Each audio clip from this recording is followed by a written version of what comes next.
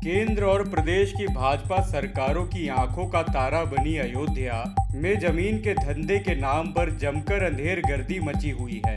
भूमाफिया विकास प्राधिकरण, राजस्व, नजूल और तहसील के तगड़े काकस के सहारे अवैध प्लॉटिंग से लेकर अवैध कॉलोनियां तक बसाने का सुनियोजित खेल खेला जा रहा है। ये हाल तब है जब प्रदेश सरकार ने हर विभाग में पारदर्शी व्यवस्था का फरमान दे रखा है। इसके बाद भी जमीन के अरबों खरबों के धंधे का सुनियोजित खेल खुलेआम खेला जा रहा है। एक अनुमान के अनुसार दोनों नगरों में मिलाकर प्रॉपर्टी डीलरों की संख्या लगभग 40 है। इनमें से एक का भी रेरा में रजिस्ट्रेशन नहीं है। बिना रजिस्ट्रेशन के कोई भी प्रॉपर्टी डीलिंग का काम नहीं कर सकता।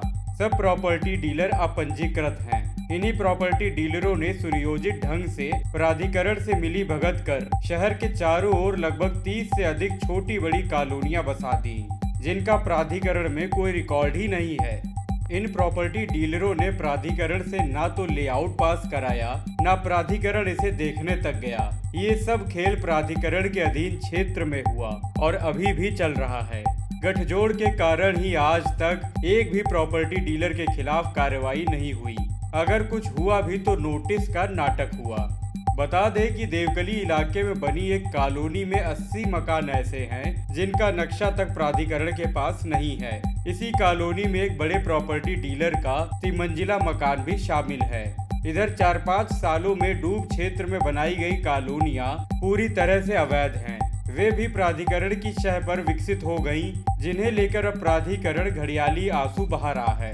कमाल तो यहाँ तक हुआ कि भूमिधारी की जमीन पर सौदा कर 20 से अधिक प्लाट नजूल ने नाप दिए, जिसमें लोगों ने अपने मकान बना लिए। बताया जाता है कि यहाँ प्राधिकरण का कुछ प्लॉट का ध्वस्तीकरण भी सुनियोजित खेल का हिस्सा है। इसके पीछे क्षेत्र में जमीनों का दाम बढ़ने का खेल बताया जा रहा है। इनमें नगर निगम अयोध्या के महापौर ऋषिकेश उपाध्याय, नगर विधायक वेद प्रकाश गुप्ता और पूर्व विधायक गोरखनाथ बाबा सहित कई अन्य के नाम शामिल हैं। इनमें भी कई ऐसे नामों की चर्चा है जो सत्ता में ऊंची रसूख रखने वाले बताए जाते हैं। अयोध्या विकास प्राधिकरण के सचिव ने कहा कि हमने अभी तक 40 अवैध कॉलोनियों को चिन्हित कर लिया है।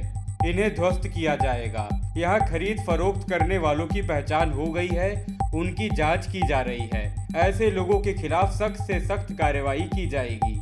उन्होंने जनता से अवैध जगहों पर निर्माण न कराने की अपील की है। और इस तरह की जितनी भी अवैध कॉलोनियां हैं, वर्तमान में 40 कॉलोनीज चिन्हित करी हुई हैं। हम बारी बारी से कर उस पर डिमोलिशन की कार्रवाई कर रहे हैं।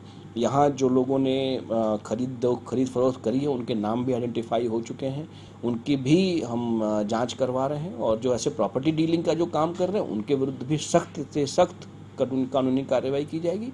और जनता से मेरा ये अपील है कि इस तरह की अवैध कॉलोनी जो बनाई जा रही है, उनमें भवन बनाने का कोशिश नहीं करें, नक्शे को पास कराएं। हम लोग पूरी ईमानदारी से मैं प्रयास करता हूं कि अब तो वैसे भी ऑनलाइन सिस्टम है, आप नक्शे के एप्लीकेशन डालिए, उसमें कहीं कोई दुविधा आती है, कोई परेशानी होती है या किसी प्रकार से परेशान किया जाता है, तो मैं हमेशा उपलब्ध हूँ, मुझसे बताइए। हम लोग कोशिश कर रहे हैं कि जितना सरल कर सके इस प्रक्रिया को, जितना पारदर्शी कर सके, उतनी पारदर्शी तरीके से लोगों के नक्शे पास किए जाएं।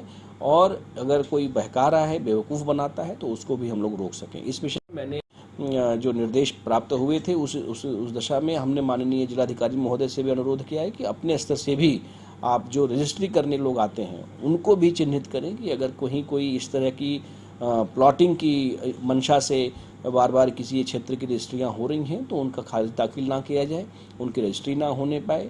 और हम भी अपने स्तर से जो इस तरह की प्लॉटिंग है, वो लगातार उस पर सख्त एनफोर्समेंट की कार्रवाई करके उसको तोड़ेंगे और वहाँ कोई अवैध निर्माण ना होने पाए, अवैध बिक्री ना होने पाए, इसका भी प्रयास करेंगे।